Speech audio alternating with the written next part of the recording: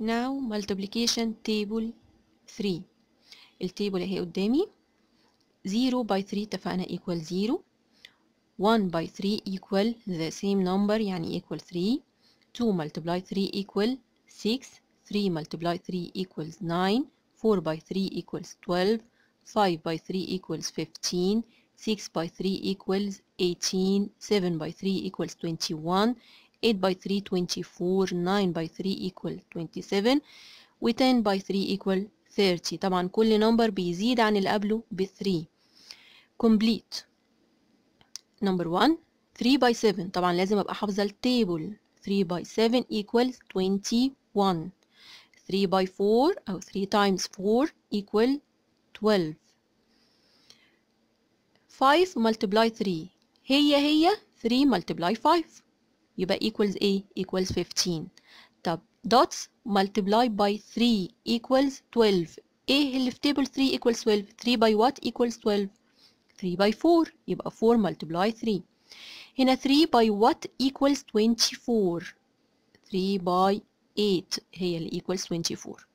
Put the sign greater than, smaller than or equal 3 by 9 or 9 multiply 3. اتفقنا ان هي 3 by 9 هي 9 multiply 3 يعني ايه؟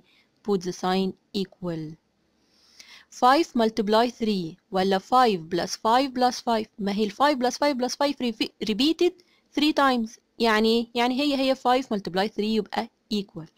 أو نجيب 5 by 3 ب 15 وال 5 plus 5 plus 5 هنلاقيها برضو equals 15. فالريزلت هنا ال 15 equal الايه؟ ال 15. يبقى برضو put the sign equal. هنا 3 multiply by 4 equals ايه؟ equals 12. طب 3 plus 4 equals 7. يبقى ال 12 greater than 7. يبقى نحط علامة greater than. طبعا بنكتب النمبرز فوق علشان ما ننساش. 3 multiply 8 equals 24. طب 2 multiply by 9 equals 18. طب ال 24 ولا ال 18؟